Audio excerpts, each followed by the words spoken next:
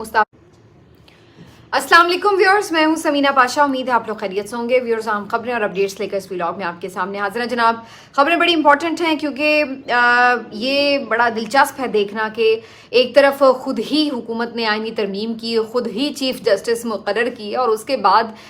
उनके जो रिजल्ट्स थे लगता है कि वो उनकी तवक्कुआत के मुताबिक नहीं आए, जिसके बाद एक अजीब सी मायूसी उनके चेहरों पर नज़र आ रही है और एक मुहिम चलवाई गई है बाकायदा कि जो ख़ास तौर पर जो 2 सीनियर जजेस हैं वो मुस्ताफ़ी हो जाएं। तो इस सारी सूरत हाल के ऊपर तफसीली बात करते हैं। मियां नवाज शरीफ साहब जी लंदन फाइनली पहुंच गए। एवन फील्ड अपार्टमेंट्स में अपनी जगह पर जाके वो ठहर गए हैं, लेकिन कल वहाँ पर उनका कैसा इस्तकबाल हुआ और इस सारी एपिसोड से नज़र क्या आ रहा है, क्या मियाँ साहब वापस आएंगे या वो हमेशा के लिए चले गए हैं, तो इस कहानी के ऊपर भी थोड़ी सी गुफ्तगू करेंगे। इसके साथ साथ जी एक और पीटीआई को कामयाबी मिली है फॉरेन महाज से और वहाँ पर बरतानवी पार्लियामेंटेरियंस जो हैं उनकी तरफ से भी उनके जो सेक्रेटरी खारजा हैं उनको एक ख़त लिखा गया है, उसके ऊपर भी बात करेंगे और फिर कुछ जिक्र करेंगे इस बात का भी कि जो एक जुडिशल कमीशन अब बनना है। चलिए इसको तो हम वहीं पे जोड़ लेंगे, जो हम पहले बात करेंगे जुडिशरी के हवाले से और फिर आखिर में थोड़ी इस पे ज़रूर मैं बात करूँगी कि अक्सर ये बहुत ज़्यादा एक इल्ज़ाम या एक नैरेटिव बनाया जाता है कि जी बहुत से यूट्यूबर्स भी और इवन पीटीआई के लोग भी और ये सब पता नहीं कोई खुद नहीं चाहते कि इमरान खान की रिहाई हो, क्योंकि इससे तो यूट्यूब्स की दुकानें बंद हो जाएंगी और ये हो जाएगा वो हो जाएगा। तो इसके ऊपर थोड़ी सी आज बात करेंगे कि हकाइक क्या है इससे मुतालिक। आपसे रिक्वेस्ट है कि चैनल को सब्सक्राइब कर लें अगर अभी तक सब्सक्राइब नहीं किया।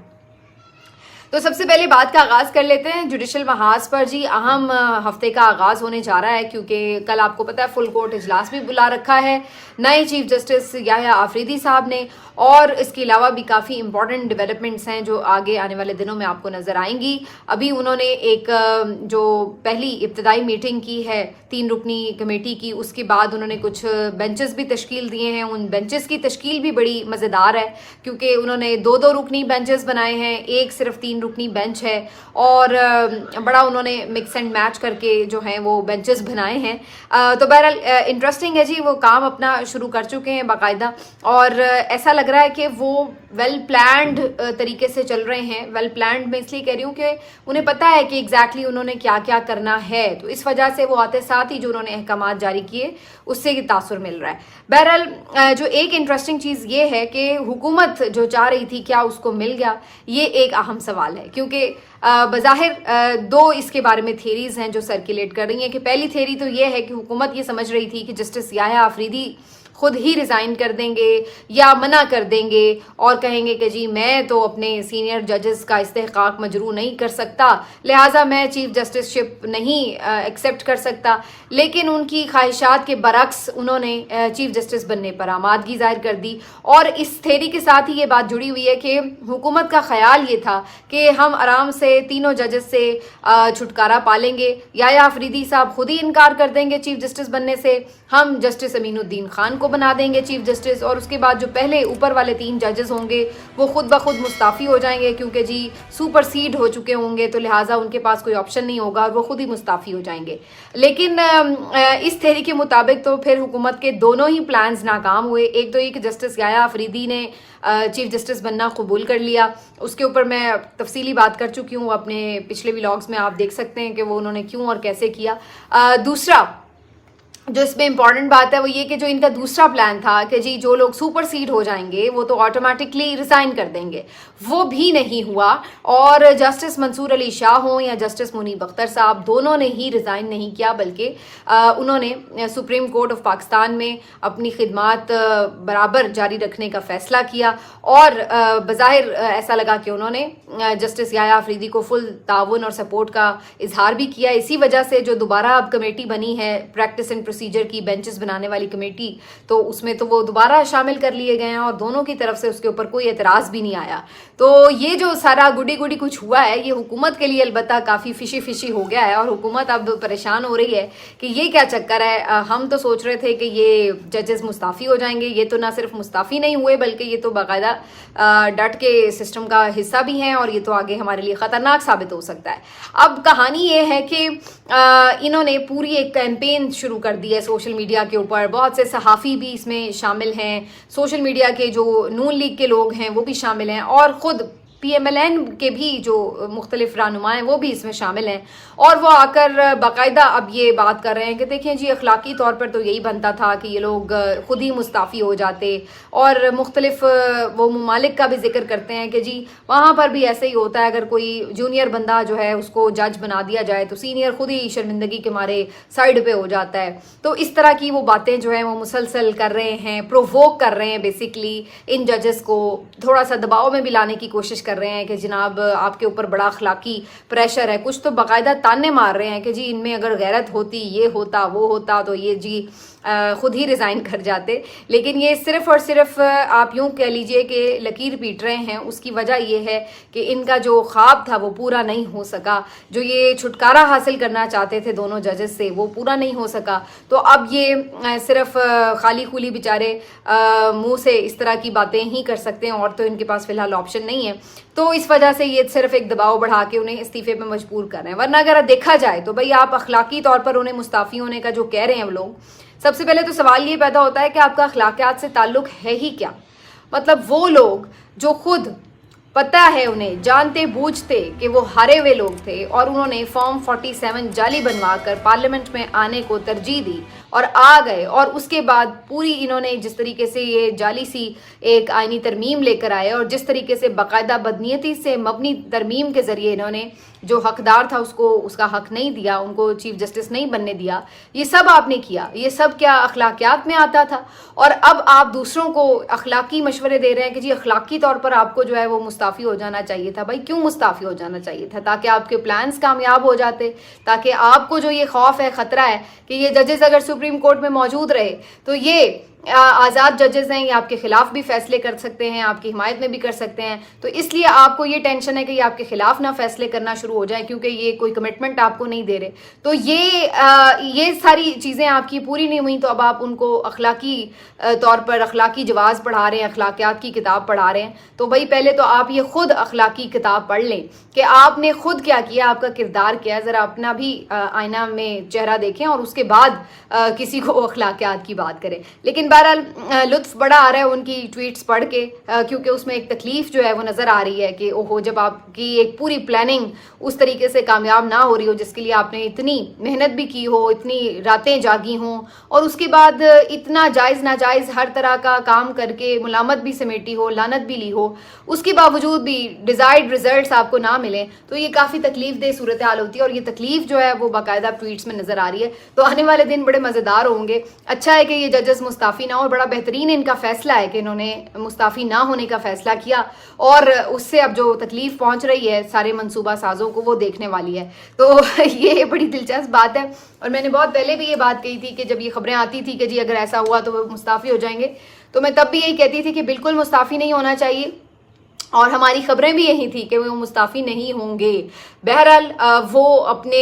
جو ان کے دائرہ اختیار ہیں اس میں رہتے ہوئے ریاکٹ کریں گے, اور یہ بظاہر اسی کا ایک ریاکشن نظر آتا ہے. باقی اس میں اب یہ انٹرسٹنگ بات ہے کہ آئینی بینچ جو بنتا ہے وہ کیا ہوتا ہے, کیونکہ زیادہ جو انحصار ہے وہ اس پر ہوگا. اس کی اگر آپ تشکیل دیکھیے تو اس میں چیف جسٹس صاحب خود جو ہیں وہ آئینی بینچ, جوڈیشل کمیشن جو یہ آئینی بینچ بھی بنائے گا آگے, اس کے سربراہ ہیں چیف جسٹس صاحب. اور پھر دوسرے نمبر پہ سربراہ آئینی بینچ اس میں شامل ہوں گے, اس کے ارکان کی میں بات کر رہی ہوں. اب آپ دیکھیے کہ ایک آئینی بینچ کا سربراہ بھی مقرر ہی نہیں ہوا تو وہ خود جوڈیشل کمیشن میں کیسے ہو سکتا ہے؟ اب یہ ایک عجیب سا سوال ہے, بالکل اسی طرح کا کہ انڈا پہلے آیا یا پھر مرغی پہلے آئی. یعنی اب اگر آئینی بینچ کا سربراہ اس میں بیٹھے گا تو اسی کے لیے تو سلیکشن کے لیے اگر جوڈیشل کمیشن نے بیٹھنا ہے تو پھر وہ خود کیسے بیٹھے گا, اور اگر وہ خود نہیں بیٹھے گا تو پھر تو جوڈیشل کمیشن کے ارکان پورے نہیں ہو رہے. تو یہ ایک ابہام ہے, یہ ایک سکم ہے جو اس آئینی ترمیم میں موجود ہے. بہرحال آئینی بینچ کے سربراہ بھی اس میں ہوں گے, 3 سپریم کورٹ کے سینئر ججز اس کے ممبر ہیں, اور لائکلی اب یہ ظاہر ہے جسٹس منصور علی شاہ, جسٹس منیب اختر اور جسٹس امین الدین ہو سکتے ہیں, جو کہ ٹاپ 3 تو یہی آتے ہیں.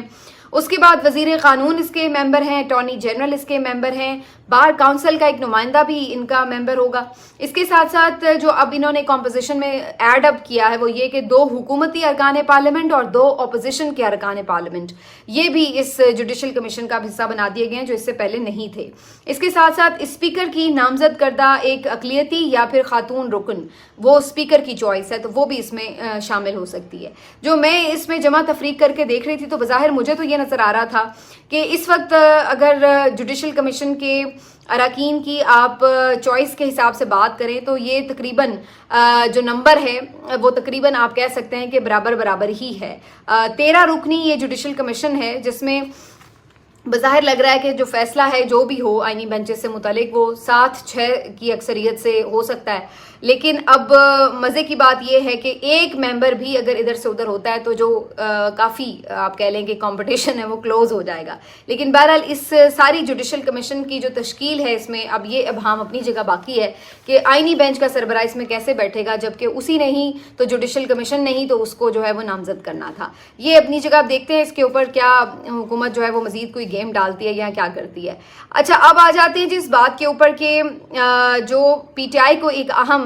मिली है कामयाबी, वो ये है कि जी बरतानवी अरकान पार्लियामेंट जो हैं उनकी तरफ से, और ये तकरीबन मेरा ख्याल है 20 से ज़ायद हैं, जिनकी तरफ से एक ख़त लिखा गया है इनके फॉरेन सेक्रेटरी को, और उसमें उन्होंने ये डिमांड की है कि जो इमरान खान साहब के मुकदमात हैं, जो उनका ट्रायल हुआ है, जिस तरीके से उनके साथ ट्रीटमेंट किया जा रहा है जेल के अंदर, ये सही नहीं है, ये इंसानी बुनियादी हुकूक के ख़िलाफ़ है। और उन्होंने ये डिमांड की है कि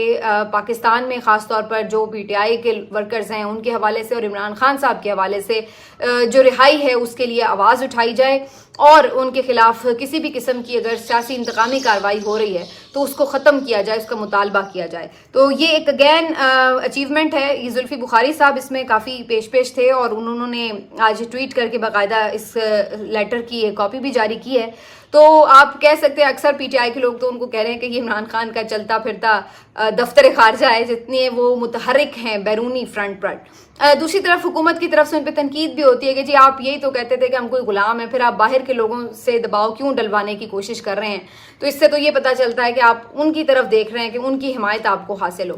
तो बात इतनी सी है कि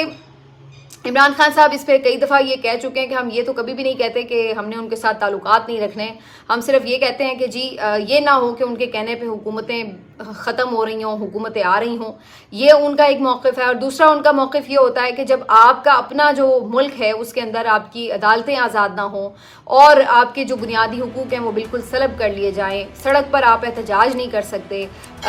एक और जो आपका ऑप्शन हो सकता है जिससे आप सिस्टम बदल दें वो इलेक्शन हो सकता है। इलेक्शन पूरे का पूरा ही अगर चोरी हो जाए तो इस सारी सूरत हाल में फिर कहाँ आवाज़ उठाने का जो है वो एक ऑप्शन रह जाता है। तो फिर बैरूनी महाज पर वो उन्होंने अपनी जाके आवाज़ें उठाई हैं और उसका उन्हें खातिर खा रिज़ल्ट भी नज़र आ रहा है कि जहाँ पर बहुत से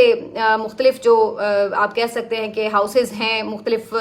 ममालिक के, उनके अंदर से ये आवाज़ें उठी हैं। ऑस्ट्रेलिया हो, अमेरिका हो, कनाडा हो, बरतानिया हो, तो हर जगह से ये कहीं पे करारदादें आई हैं, कहीं से लेटर्स जारी हुए हैं, लेकिन उन्होंने ये आवाज़ें उठाई हैं कि बुनियादी इंसानी हुकूक की खिलाफ वर्जी जो है वो काबिल कबूल नहीं है। तो बहरहाल ये एक और इनकी अचीवमेंट है जुल्फ़ी बुखारी साहब की। अब आ जाते हैं जी इस बात के ऊपर कि एक नवाज शरीफ साहब का जो इस्तकबाल हुआ है इसके ऊपर भी बड़ी बातचीत हो रही है। नवाज शरीफ साहब जी पहुंचे हैं 1 साल के बाद तकरीबन वापस एवनफील्ड अपार्टमेंट, वो एवनफील्ड अपार्टमेंट जो कि उनको पता ही नहीं है कि कैसे बन गए थे, कैसे नहीं बन गए थे, लेकिन बहरहाल वो उनके हैं और अल्हम्दुलिल्लाह वो जाते भी हैं, वहाँ पे रहते भी हैं और वहाँ जाकर ठहरते भी हैं और उसके बाद वहाँ जाकर पाकिस्तानी सियासत के हवाले से फ़ैसले भी करते हैं। तो सारी वहाँ पर पिछले साल भी एक्टिविटीज़ होती रही, हमने देखी। और अब 1 साल बाद दोबारा से नवाज शरीफ साहब जो हैं वो अपने वतन वापस, मैं तो उनको उनका ही वतन कहूँगी क्योंकि कारोबार भी उनका वहीं है, बच्चे भी उनके दोनों बेटे वहीं पे हैं और जहाँ पर इक़्तिदार उनका ख़त्म होता है या कोई मुश्किल वाक़यात पेश आते हैं तो फौरी तौर पर वो दोबारा उधर ही चले जाते हैं। तो इसलिए यही कहा जा सकता है कि ऐसे लगता है कि आबाई वतन तो उनका जैसे वही हो। बहरहाल वो वतन वहाँ पे चले गए हैं जी और वहाँ जाके जो उनका इस्तकबाल कल हुआ है वो बड़ा अजीब व गरीब मामला हुआ क्योंकि PTI के बड़ी तादाद में जो جو کارکن تھے وہ وہاں پر پہلے سے ان کے استقبال کے لیے موجود تھے، اور جیسے ہی نواز شریف صاحب وہاں پر آئے ہیں تو بہت شدید قسم کی نعرے بازی ہوئی ہے، اور بہت زیادہ ان کو جو ہے لوگوں نے گھیرے میں لے رکھا تھا۔ جو ان کی گاڑی تھی اس کو پھر انہوں نے، وہاں کی جو مقامی پولیس ہے لندن کی، انہوں نے پھر سیکیورٹی وغیرہ کا ارینجمنٹ کر رکھا تھا آلریڈی، تو اس سے بڑی مشکل سے جان چھڑا کے جو میاں صاحب ہیں وہ اپنی گاڑی سے نکل کر اپنے اپارٹمنٹ کے اندر جانے میں کامیاب ہوئے۔ لیکن اس سارے جو اس ٹائم میں اگر آپ دیکھیں تو وہ صاف ان کی پریشانی عیاں تھی، اور بہت ہی انہیں ذلت و رسوائی کا سامنا کرنا پڑ رہا تھا۔ اس قسم کے حالات تھے وہاں پر کہ کافی زیادہ ناگواری کے اثرات ان کے چہرے پہ نظر آ رہے تھے۔ جو وہاں کی لنڈن پولیس تھی انہوں نے لوگوں کو پکڑ کے باقاعدہ ان کے اپارٹمنٹ سے نکالا اور ان سے دور کر رہے تھے۔ اس بات کا خدشہ تھا کہ کہیں فزیکلی نہ کوئی ان کے اوپر اٹیک کر دے۔ بہرحال وہاں پر چونکہ کم از کم اس حد تک تو آزادی ہے کہ کوئی باہر آ کر احتجاج کر سکتا ہے، کوئی جھنڈا اٹھا سکتا ہے، تو اس لیے وہاں پر یہ سب ان کو فیس کرنا پڑا۔ اگر پاکستان میں ہوتے تو ظاہر ہے پھر تو کوئی پاس بھی نہیں آ سکتا، پھر تو ایک پلانٹڈ قسم کی ویڈیوز ہم ضرور دیکھ سکتے ہیں کہ وہ چھلی کھا رہے ہیں اور کوئی ایک بندہ آتا ہے آ کے تصویر بنا لیتا ہے، تو یہ ہم نے ایک دو ویڈیوز ضرور ان کی دیکھی، لیکن یہ ان کے لیے سوچنے کا مقام ہے۔ میں ویسے کوئی اتنی زیادہ اس قسم کی تضحیک آمیز چیزوں کی کبھی بھی حامی نہیں ہوں، لیکن سوال پھر وہی آ جاتا ہے کہ آخر یہ نوبت ہی کیوں آتی ہے؟ یہ بھی تو سوچنے کی بات ہے کہ آپ لوگ اس قدر قابل نفرت کیوں ہو گئے ہیں لوگوں کے لیے کہ لوگ آپ کو اپنے ملک میں یا بیرون ملک بھی ایون سکون سے جینے نہیں دے رہے ہیں، آپ کے لیے اتنی نفرت کا اظہار کر رہے ہیں۔ آپ 3 دفعہ کے پرائم منسٹر رہے ہیں پاکستان کے، اور آج بھی آپ کا جو پورا خاندان ہے وہ ایک حکمراں خاندان ہے، جس طریقے سے وہ مختلف صوبوں میں مختلف جگہوں پر اس وقت بھی برسر اقتدار ہے، لیکن اس کے باوجود بھی وہاں پر صورتحال یہ ہونی چاہیے تھی کہ لوگ آپ سے پیار کریں، آپ سے محبت کا اظہار کریں، لیکن وہاں پر صورتحال یہ نظر آ رہی ہے کہ لوگ اپنی نفرت کا اظہار کر رہے ہیں۔ تو یہ ایک میاں صاحب کی جو سیاست ہے یہ کوئی اچھے انداز سے اختتام پذیر نہیں ہو رہی میرے نزدیک۔ تو اس کی وجہ بظاہر یہی ہے کہ جب آپ اصول سے ڈیویٹ کرتے ہیں، آپ نے ایک ووٹ کو عزت دو کا نعرہ لگایا، اور اس کے بعد جس طرح سے آپ نے اپنے سارے ووٹ، جعلی ووٹ، اس کی بنیاد کے اوپر جو ہے آپ نے ایک رکن پارلیمنٹ بننا پسند کیا، ایک ایسی خاتون سے کہ جو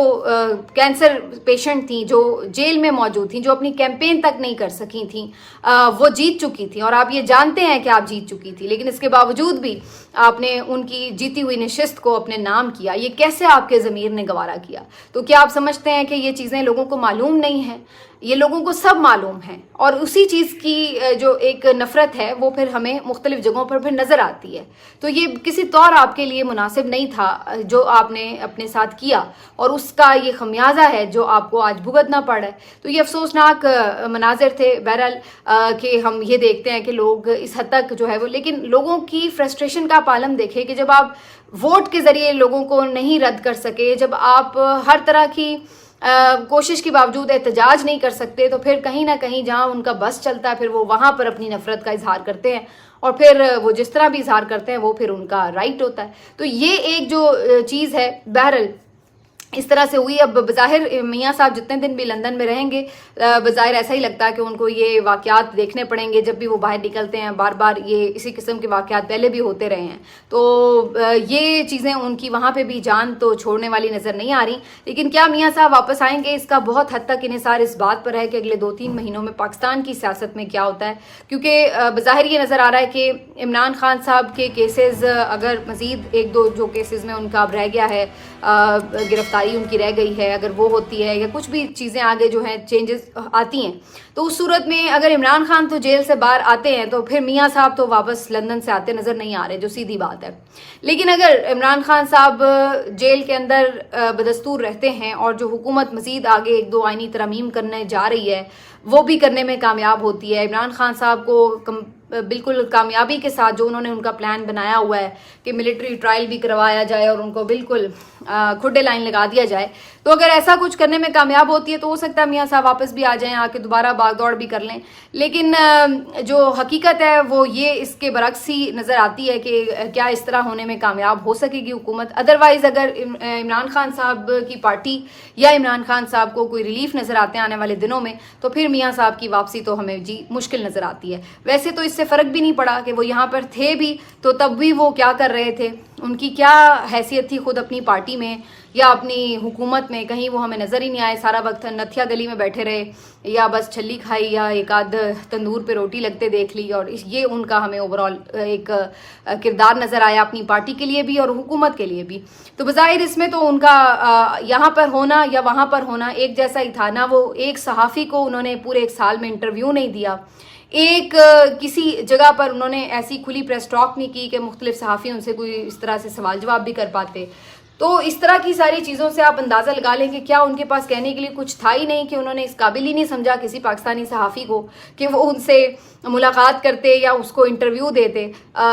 بلکہ بھارت کے جو صحافی آئے ہوئے تھے ابھی ایس سی او کانفرنس میں, ان کے ساتھ انہوں نے ملاقات کر لی, لیکن پاکستانی صحافیوں سے وہ ملاقات نہیں کر سکے, ان کو کسی کو وہ فیس تک نہیں کر سکے. تو اب بظاہر ایسا لگ رہا ہے کہ انہوں نے خود ہی پاکستانی سیاست سے اپنے آپ کو لا تعلق کر لیا ہے, اور خود ہی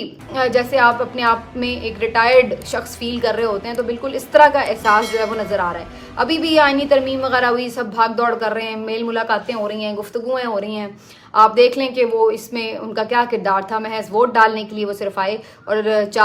2 اشعار پڑھے اور اس کے بعد لندن روانہ ہو گئے. تو یہ میاں صاحب کا جو تھا وہ پورا 1 سال تھا جو انہوں نے یہاں پر پاکستان میں گزارا, لیکن ہارڈلی اس سے کوئی فرق نہیں پڑا کہ وہ یہاں پر تھے یا وہاں پر تھے, اور ابھی بھی شاید بہت زیادہ فرق نہ پڑے. ہاں انہیں ضرور فرق پڑے گا, کیونکہ اب انہیں شاید ہر روز وہاں پر جو پی ٹی آئی کے کارکن ہیں ان کے نعرے اور تانے یہ ضرور سننے پڑیں. ملتے ہیں آپ سے اگلے ویلاگ میں, اپنا خیال رکھیے, اللہ حافظ.